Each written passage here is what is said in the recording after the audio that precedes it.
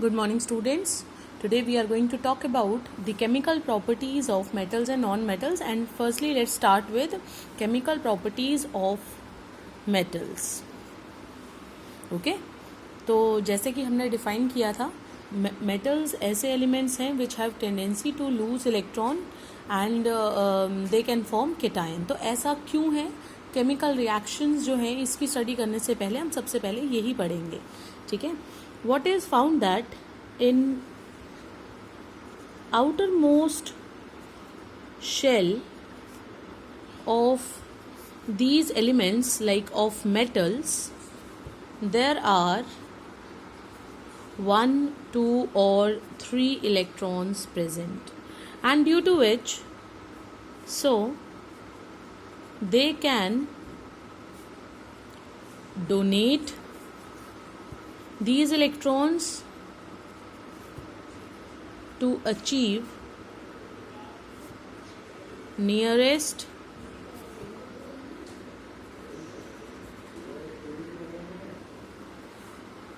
noble gas configuration, and so they have tendency to lose electrons and to form cations. जैसे sodium की electronic configuration atomic number 11 होने की वजह से है 281. ओके, जिसको हम 1s2 2s2 2p6 इस तरीके से भी रिप्रेजेंट कर सकते हैं. सो अभी मैं बहुत जनरल इसको आपको एक्सप्लेन कर रही हूँ.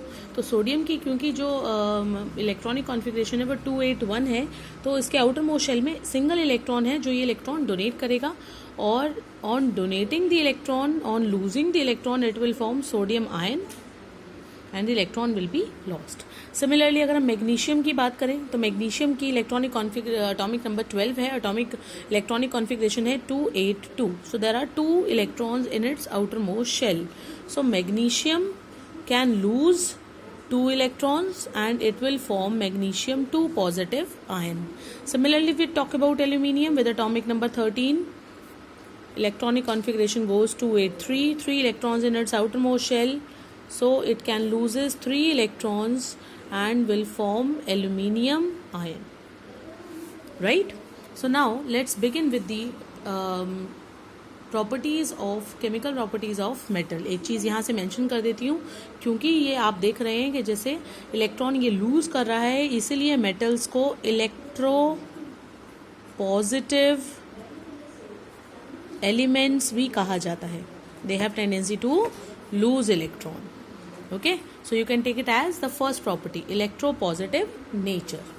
Now let's talk about the second one, and the second one is that how these metals react with oxygen. Reaction with oxygen. बहुत से metals ऐसे हैं जो ऑक्सीजन के साथ रूम टेम्परेचर पे ही रिएक्ट कर जाते हैं. ठीक है. और जब भी कोई मेटल, पहली बात तो ऑक्सीजन के साथ जब रिएक्ट करता है, whenever a metal reacts with oxygen, चाहे हमें उसे रूम टेम्परेचर पे कराएं या उसको हीट करके कराएं या उसको प्रोलॉन्ग हीटिंग करें, आप अभी स्टडी करेंगे इसी में ही कि कैसे अलग अलग एलिमेंट्स जो हैं उनको रिएक्ट करने के लिए they need different conditions. Okay, so whenever a metal reacts with oxygen it form oxide. Metal का ऑक्साइड बनेगा. ठीक है. And which is when dissolved in water, यानी ये जो ऑक्साइड बना है इसको ही जब हम वाटर में डिसॉल्व करेंगे, इट फॉर्म बेसिक या अल्कलाइन सॉल्यूशन. ठीक है. यानी ये जो आपका ऑक्साइड है इसका नेचर कैसे है? बेसिक है. इस ऑक्साइड के बेसिक नेचर को वेरीफाई किया जा सकता है कि अगर आपने कोई भी ऑक्साइड बना लिया है, उसको वाटर में डिसॉल्व करने के बाद you can use red litmus. Red litmus को वो टिपिकली ब्लू में कन्वर्ट कर देगा जैसे कोई भी नॉर्मल बेसिक सॉल्यूशन करता है. अब इसी चीज़ को कुछ रिएक्शंस की हेल्प से एक्सप्लेन कर रही हूँ. जैसे सबसे पहले हम बात कर लेते हैं सोडियम की. सोडियम जो है वो ऑक्सीजन के साथ विगरसली रिएक्ट करता है, ठीक है, बहुत जल्दी रिएक्शन करता है और रिएक्शन करने के बाद बनाता है सोडियम ऑक्साइड। बैलेंस आउट करने के लिए 2Na2O किया और सोडियम हो जाएंगे 4, so this goes the reaction. ठीक है, तो ये क्या बन गया है, ये बन गया है सोडियम का ऑक्साइड। और जैसे मैंने कहा था कि अगर हम सोडियम के ऑक्साइड को वाटर में डिसॉल्व कर देते हैं तो ये बना देता है सोडियम हाइड्रोक्साइड, और ये जो सोडियम हाइड्रोक्साइड है ये क्या है, आपका बेस है। ठीक है, तो इसको ये क्या कर देगा, रेड लिटमस को कर देगा blue. Similarly we can write reactions for various metals like magnesium के लिए हम लिख सकते हैं मैग्नीशियम जो है वो ऑक्सीजन के साथ जो है वो रूम टेम्परेचर पर डायरेक्टली रिएक्ट नहीं करता, लेकिन मैग्नीशियम को अगर ऑक्सीजन की प्रेजेंस में यानी एयर की प्रेजेंस में हीट किया जाता है तो फिर ये रिएक्शन करेगा और बनाएगा मैग्नीशियम ऑक्साइड। सोडियम जैसी रिएक्शन करने वाले हैं पोटेशियम भी और कैल्शियम भी। आप सोडियम की बजाय कैल्शियम और पोटेशियम भी लिख सकते हैं। थोड़ा इक्वेशन को बैलेंस आउट करने में थोड़ा सा डिफरेंस रहेगा। मैं कैल्शियम की अगर आप चाहें तो इक्वेशन यहाँ पर मेंशन कर देती हूँ। तो कैल्शियम को रिएक्ट कराना है अगर ऑक्सीजन के साथ तो it won't be requiring any heat और anything, it will react with it and will form CaO। ठीक है, बैलेंस करने के लिए 2 CaO और 2 कैल्शियम कर दिया है। ठीक है, क्लियर। सिमिलरली मैग्नीशियम को बैलेंस आउट कर रहे हैं सो 2 Mg भी आएगा। So it will go like this. Magnesium को अगर ऑक्सीजन के साथ रिएक्ट कराना है तो we have to heat it, but potassium, sodium और कैल्शियम को ऑक्सीजन के साथ रिएक्ट कराने के लिए यू नीड नो हीट, ये रूम टेम्परेचर पर भी रिएक्ट कर जाएंगे। तो हम इन तीनों को तो डाल सकते हैं एक कैटेगरी में। ठीक है, देन मैग्नीशियम जो है, मैग्नीशियम को हम डाल सकते हैं B कैटेगरी में। और कुछ और एलिमेंट्स भी हैं जो बहुत स्ट्रॉन्ग हीटिंग करने से ही रिएक्ट करते हैं, जैसे आपका जिंक है। ठीक है, जिंक अगर ऑक्सीजन के साथ आप रिएक्ट कराना चाहते हो तो हीट करना पड़ेगा, स्ट्रांगली हीट करना पड़ेगा, strongly heat. Okay, then it will form its corresponding oxide, बनेगा हर बार ऑक्साइड ही। ठीक है, और ऑक्साइड का नेचर भी कैसा होगा, बेसिक ही होता है, मोस्ट ऑफ बेसिक होता है। अगर बेसिक नहीं है बहुत, अगर आपका कोई ऐसा भी केस आ जाता है तो बेसिक की बजाय कहीं कहीं पर एम्फोटेरिक हो सकता है। एम्फोटेरिक ऑक्साइड का मतलब है कि जो एसिडिक और बेसिक दोनों तरह का नेचर शो करेगा, लेकिन ज़्यादातर किस तरफ होता है, towards basic. Then this is called the C category. और अब हम D कैटेगरी की भी बात कर लेते हैं। D कैटेगरी में ऐसे एलिमेंट्स आ जाते हैं, जो ऐसे मेटल्स आ जाते हैं जिनको अगर एयर के साथ स्ट्रॉन्ग हीटिंग किया जाए या जो है कुछ ऐसे एलिमेंट्स हैं जो एयर के साथ बर्न ही नहीं होते। ठीक है, एयर की प्रेजेंस में बर्न नहीं होते, बल्कि एयर यानी ऑक्सीजन की प्रेजेंस में उनको काफ़ी देर तक अगर आप हीट करते रहोगे, प्रोलॉन्ग हीट करोगे, तभी जाके वो रिएक्ट करेंगे। तो ऐसे हो जाएंगे आपके आयरन और कॉपर। आयरन और कॉपर को जब प्रोलॉन्ग हीट किया जाता है ऑक्सीजन के साथ, प्रोलॉन्ग्ड का मतलब होता है काफ़ी देर तक हीट करना पड़ेगा। ठीक है, ये एलिमेंट्स जो हैं ये जलेंगे नहीं, they will not react soon. Okay, they need long heating, time चाहिए उनको हीट करने के लिए। तो जब आप ऐसे करेंगे तो भी ऑक्साइड्स ही बनेंगे। तो आयरन के 2 ऑक्साइड्स बनेंगे, FeO भी बनेगा और Fe2O3 भी बनेगा, जिनको कंबाइन करके Fe3O4 लिखा जा सकता है। और ऐसे ही जो कॉपर का है वो कॉपर का बन जाएगा आपका CuO, cupric oxide या copper 2 oxide. So everyone, I hope you have understood about the reaction with oxygen. Now let us proceed with the next property, next chemical property, and that is reaction with water. हाँ जी, तो reaction with water में सबसे पहले हम बात करते हैं कि यहाँ पर भी जो एलिमेंट्स हैं वो मेटल्स हैं, वो अलग अलग तरीके से रिएक्ट करते हैं। जैसे कुछ मेटल्स ऐसे हैं जो ठंडे पानी के साथ भी रिएक्ट कर जाते हैं, जैसे आपका सोडियम और पोटेशियम। कुछ मेटल्स ऐसे होते हैं जो जिनको बॉइलिंग वाटर के साथ रिएक्ट कराना पड़ता है। ठीक है, कुछ ऐसे भी होते हैं जिनको आपको स्टीम के साथ रिएक्ट कराना पड़ता है, और कुछ ऐसे होते हैं जो वाटर के साथ रिएक्ट ही नहीं करते। लेकिन कोई भी मेटल सबसे पहले जब वाटर के साथ रिएक्ट करेगा तो वो क्या करता है, वो हाइड्रोक्साइड की फॉर्मेशन करता है और हाइड्रोजन लिबरेट करता है। When metal react with water, it form corresponding hydroxide. ठीक है, मेटल का हाइड्रोक्साइड बन जाएगा एंड लिबरेट हाइड्रोजन गैस। तो आप लोगों को ये तो याद ही होगा कि हाइड्रोजन गैस जो है उसको कैसे टेस्ट किया जाता है। उसके पास में अगर हम एक match stick, burning match stick लेकर जाएंगे जहाँ से हाइड्रोजन गैस लिबरेट हो रही है, तो पॉपअप की साउंड आती है, ठीक है। तो उससे कंफर्मेशन हो जाएगी कि हाइड्रोजन गैस लिबरेट हो रही है कि नहीं हो रही। लेकिन ये हर बार एडवाइस नहीं किया जाता, सिर्फ उन्हीं एक्सपेरिमेंट्स में हाइड्रोजन गैस की टेस्टिंग की जाती है जहाँ हाइड्रोजन गैस की कम अमाउंट लिबरेट हो रही हो, ठीक है। अगर आप बहुत हाईली रिएक्टिव मेटल, जैसे अगर मैं सोडियम पोटेशियम की बात करूं, अगर उनके ऊपर वाटर डालते हैं तो उसमें तो आपको चांस ही नहीं मिलेगा कि आप हाइड्रोजन को टेस्ट करो, क्योंकि the reaction is so very vigorous and produces so much of heat कि जो हाइड्रोजन वहाँ लिबरेट होती है वो अपने आप जो है वो आग पकड़ लेती है, it catches fire. So let us write now some chemical equations to support our this particular topic, ठीक है। सबसे पहले बात करते हैं सोडियम और पोटेशियम की। सोडियम और पोटेशियम जब वाटर के साथ रिएक्ट करते हैं, और जैसे मैंने कहा वाटर के साथ, कौन से वाटर के साथ, they react with cold water only, okay. ठंडे पानी के साथ ही रिएक्ट कर जाते हैं, और ठंडे पानी के साथ भी विगरसली रिएक्ट करते हैं, दे रिएक्ट विगरसली, ठीक है। विगरसली यानी बहुत ज़्यादा तेज़ी के साथ रिएक्ट करते हैं और बनाते हैं हाइड्रोक्साइड्स। तो सोडियम का NaOH बन जाएगा और पोटेशियम का KOH, हाइड्रोक्साइड हो गए।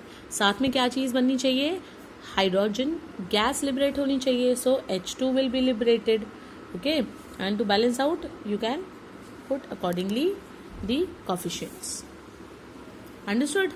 देन और जैसे मैंने कहा कि इतना विगरस रिएक्शन होगा कि ये हाइड्रोजन गैस जो लिबरेट होती है it catches fire at the same instant, और इसी वजह से सोडियम और पोटेशियम को केरोसिन में डिप करके रखा जाता है, ठीक है। और क्योंकि वो जो एटमॉस्फेयर में मॉइस्चर प्रेजेंट है या जो ऑक्सीजन प्रेजेंट है उसके साथ ही रिएक्शन करता है, विगरस रिएक्शन करता है और एक्सप्लोड कर सकता है। So it is always kept under kerosene, ठीक है। इसके बाद बात कर लेते हैं जो ठंडे पानी के साथ रिएक्ट कर रहे हैं लेकिन आराम से रिएक्ट कर रहे हैं, इतनी विगरस रिएक्शन नहीं होती, जैसे कैल्शियम वाटर के साथ रिएक्ट करता है, कोल्ड वाटर के साथ विगरस रिएक्शन नहीं होती, आराम से रिएक्ट करता है और कैल्शियम का हाइड्रोक्साइड बनाता है along with liberation of hydrogen, ठीक है। वहीं मैग्नीशियम जो है वो वाटर के साथ, ठंडे पानी के साथ बहुत ही स्लोली रिएक्ट करता है, लेकिन अगर वाटर को थोड़ा बॉईल कर लिया जाए, बॉइलिंग वाटर लिया जाए, गर्म पानी ले लिया जाए, तो उसके साथ बहुत अच्छे से रिएक्ट करता है और रिएक्शन करने के बाद बनाएगा सिमिलर सेंस में, यहाँ पर हाइड्रोक्साइड बन रहे थे लेकिन मैग्नीशियम बनाएगा magnesium oxide along with evolution of hydrogen. So this is a different reaction, okay. Magnesium boiling water के साथ रिएक्ट करके हाइड्रोक्साइड नहीं बनाता बल्कि ऑक्साइड बनाता है, ठीक है। अब इसके बाद बात कर लेते हैं कुछ और एलिमेंट्स की, जैसे अब स्टीम के साथ जो रिएक्ट करते हैं, तो स्टीम के साथ मेटल जैसे जिंक हो गया आपका या फिर एल्यूमिनियम हो गया, ये रिएक्ट करते हैं स्टीम के साथ, they react with steam only to form again respective oxides, zinc oxide and aluminium oxide with evolution of hydrogen, okay. और जो आयरन है वो अंडर ऑर्डिनरी कंडीशंस तो वो भी रिएक्ट नहीं करता। आयरन को पहले आपको रेड हीट करना पड़ेगा, रेड हॉट, यानी उसको बहुत इतना ज़्यादा हीट करना है उसको कि वो रेड अपीयर होने लग जाता है, उसका कलर चेंज होता है आयरन का। देन फिर जब उसके ऊपर से स्टीम को पास किया जाता है तभी ये रिएक्शन करता है। जिंक और एल्यूमिनियम को हीट करने की ज़रूरत नहीं है, स्टीम को आप डायरेक्टली पास कर सकते हैं, लेकिन आयरन को रेड हॉट करने के बाद स्टीम पास करोगे तभी रिएक्शन होगी और रिएक्शन से बनाएगा ऑक्साइड। कौन सा, Fe2O भी, Fe2O3 भी बनाएगा और FeO भी बनाएगा, यानी आयरन का +2 ऑक्सीडेशन स्टेट वाला ऑक्साइड भी बनाएगा और +3 वाला भी, ठीक है। और along with evolution of hydrogen, तो मैंने कहा था आपको इन दोनों को कंबाइन करके Fe3O4 भी लिखा जा सकता है, तो आप इसे ऐसे भी मेंशन कर सकते हैं, ठीक है। और कुछ और एलिमेंट्स हैं जैसे आपके मेटल्स हैं, कॉपर हो गया, सिल्वर हो गया, गोल्ड हो गया या प्लैटिनम हो गया, इनके ऊपर वाटर की किसी भी फॉर्म का कितने भी टेम्परेचर पे कोई रिएक्शन नहीं होता, तो ये they do not react with water. तो अगर आप वाटर के साथ कंपैरिजन कर रहे हैं और ये लिखना चाह रहे हैं कि ये जो सारे मेटल्स हैं ये किस तरह से रिएक्टिविटी इनकी है, तो we can mention their reactivity order, सबसे फास्ट रिएक्ट ठंडे पानी के साथ कौन कर रहा था, सोडियम या पोटेशियम। इन दोनों को एक साथ रखेंगे, ठीक है। इसके बाद जो रिएक्टिविटी है वो किसकी है, कैल्शियम को भी आप इसके साथ ही रख सकते हैं क्योंकि वो भी ठंडे पानी के साथ रिएक्ट कर रहा था, ठीक है। Then we can, next one is magnesium. Magnesium को रिएक्ट करने के लिए क्या चाहिए था, boiling water. Boiling water, magnesium के बाद किसकी बारी आ गई, जिंक और एल्यूमिनियम की। इन दोनों को एक कैटेगरी में आप रख सकते हो, ठीक है। तो I am mentioning only zinc over here, आप चाहें तो साथ में दोनों मेंशन कर सकते हैं। जिंक और एल्यूमिनियम सेम कैटेगरी को बिलोंग कर रहे हैं जो स्टीम के साथ रिएक्ट कर रहे हैं। इससे कम रिएक्टिविटी है आयरन की, क्योंकि आयरन को पहले खुद को भी हीट करना पड़ेगा, फिर उस पर स्टीम पास करोगे तभी रिएक्शन होगा। और इससे भी कम रिएक्टिव हो गए आपके कॉपर, सिल्वर, गोल्ड, प्लैटिनम। तो मैं यहाँ सिर्फ कॉपर मेंशन कर रही हूँ, तो आप इन सभी को चारों को एक ही कैटेगरी के अंडर मान सकते हो। So in this way we can like decide the reactivity order. Right? Now let's talk about the next one, and the next property is reaction with dilute acids. अच्छा, एक चीज़ और, उसे प्रोसीड करने से पहले मैं आपको ये बता दूं कि जैसे आप देख रहे हो मैंने यहाँ मेंशन किया है कि ये बनाते हैं हाइड्रोक्साइड जब मेटल वाटर के साथ रिएक्ट करते हैं, ठीक है। लेकिन जो मेटल सिंपल वाटर के साथ रिएक्ट नहीं कर रहे वो सभी केसेस में आप देख सकते हो क्या बना रहे हैं, ऑक्साइड्स बना रहे हैं, as you can see hair.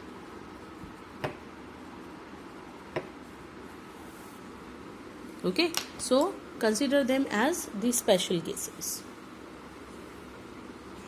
right? So now let us proceed and let's talk about the fourth property, and the fourth property is reactivity towards the dilute acids.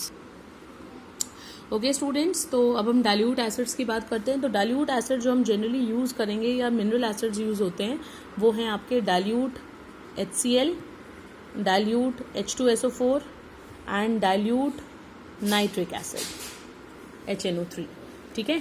Dilute HCl और dilute H2SO4 के साथ जब metal react करता है कोई भी metal, तो वो बनाता है chloride along with evolution of hydrogen, metal का क्लोराइड बन जाएगा, ठीक है। इसी तरह से जब H2SO4 के साथ रिएक्ट करता है तो वो बना देता है मेटल का सल्फेट, और वो भी हाइड्रोजन गैस लिबरेट कर देता है। लेकिन जब डाइल्यूट नाइट्रिक एसिड के साथ रिएक्ट करते हैं तो डाइल्यूट नाइट्रिक एसिड अपने आप में ही एक ऑक्सीडाइजिंग एजेंट है, और क्योंकि ये एक ऑक्सीडाइजिंग एजेंट है तो ये हाइड्रोजन गैस लिबरेट नहीं करता है, ठीक है। लेकिन कुछ मेटल्स ऐसे हैं जो डाइल्यूट नाइट्रिक एसिड के साथ भी हाइड्रोजन लिबरेट करा देते हैं, तो वो एक स्पेशल केस है, वो भी मैं मेंशन करूंगी इसी वीडियो के दौरान।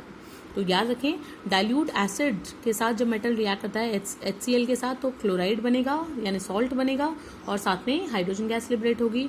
जब सल्फ्यूरिक एसिड के साथ डाइल्यूट सल्फ्यूरिक एसिड के साथ रिएक्ट करेगा मेटल तो सॉल्ट बनाएगा, मेटल सल्फेट, और साथ में हाइड्रोजन लिबरेट करेगा। और dilute nitric acid oxidising agent होने की वजह से do not liberate hydrogen, okay, only in special cases. अब मैं वो सबसे पहले स्पेशल केस ही मेंशन करने वाली हूँ, ध्यान दीजिएगा। मैग्नीशियम और मैग्नीज, ये दो एलिमेंट्स ऐसे हैं, दो मेटल्स ऐसे हैं जिनके साथ जब हम ऐड करते हैं डाइल्यूट नाइट्रिक एसिड तब ये बनाते क्या हैं, अपने रिस्पेक्टिव सॉल्ट्स तो बनाएंगे ही, यानी मैग्नीशियम का नाइट्रेट बन जाएगा या फिर आपका जो मैग्नीज है उसका नाइट्रेट बन जाएगा, सॉल्ट तो बनेंगे ही, और हाइड्रोजन गैस ये लिबरेट करते हैं। अदरवाइज कोई और मेटल ऐसा नहीं कर सकता। So this is exception, except manganese and magnesium and manganese on reacting with dilute nitric acid they can only liberate hydrogen, otherwise no other metal on reacting with dilute nitric acid can liberate hydrogen, ठीक है। वो hydrogen liberate नहीं करते, अलग substances या अलग तरह की गैसेस लिबरेट करते हैं, जिसमें most of the time nitric oxide यानी NO गैस लिबरेट होती है, ठीक है। अब बात करते हैं हमारे बेसिक सॉल्ट्स की और बेसिक एसिड्स की।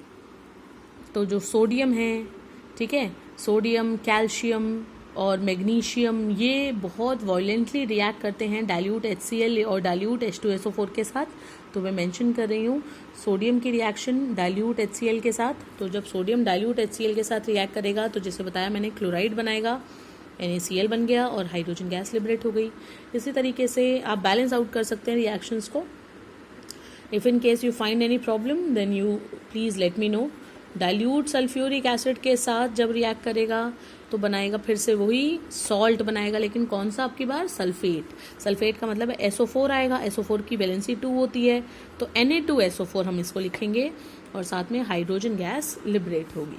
ठीक है। सिमिलरली मैग्नीशियम के साथ आप रिएक्शन लिख सकते हो दोनों की, विद डाइल्यूट HCl और डाइल्यूट H2SO4। ठीक है। और ये मैंने ऑलरेडी मेंशन कर दिया है, मैग्नीशियम HNO3 के साथ, डाइल्यूट HNO3 के साथ भी रिएक्ट करता है और नाइट्रेट बनाता है और हाइड्रोजन गैस लिबरेट करता है। तो मैग्नीशियम की रिएक्शन बाकी दोनों एसिड्स के साथ लिख रहे हैं।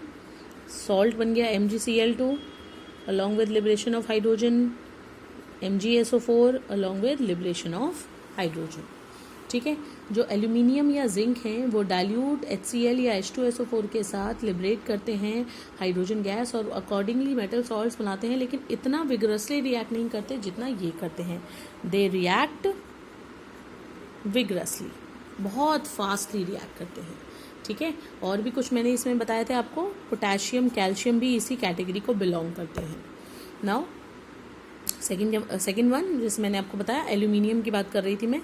एल्यूमिनियम हो गया, जिंक है, तो ये एल्यूमिनियम और जिंक जब एसिड्स के साथ रिएक्ट करेंगे, HCl के साथ एल्यूमिनियम की रिएक्शन लिख लेते हैं 2 बार, और एल्यूमिनियम की H2SO4 के साथ भी लिख लेते हैं। याद रखिएगा दोनों ही केसेस डाइल्यूट हैं, will form aluminium chloride and aluminium sulphate along with liberation of hydrogen. ठीक है। इसी तरीके से जब जिंक रिएक्ट करेगा HCl के साथ या फिर डाइल्यूट H2SO4 के साथ, it will form ZnCl2 along with hydrogen, ZnSO4 along with evolution of hydrogen. ठीक है। आयरन जो है वो HCl और H2SO4 के साथ बहुत ही स्लोली रिएक्ट करता है, बहुत स्लो। आयरन ये आराम से रिएक्ट करते हैं और iron reacts very slowly with HCl और dilute H2SO4 to form FeCl2 plus H2 और FeSO4 plus H2। ठीक है। यहाँ पर आयरन की सिर्फ और सिर्फ +2 ऑक्सीडेशन स्टेट वाला सॉल्ट ही बनता है, +3 वाला नहीं बनेगा। आपने देखा होगा ऑक्सीजन के साथ वाटर के साथ जब हमने लिखा था रिएक्शन, तो उस केस में +3 वाला भी बन रहा था, Fe2O3 बन रहा था, लेकिन यहाँ पर नहीं बनेगा। यहाँ पर क्यों नहीं बन रहा? क्योंकि यहाँ पे हाइड्रोजन जो लिबरेट होती है वो इसका फर्दर ऑक्सीडेशन होने नहीं देती, यानी +2 से +3 में इसको जाने ही नहीं देती है। ठीक है। तो याद रखने वाली बात है, आयरन जब रिएक्ट करता है तो FeCl3 नहीं बनाएगा।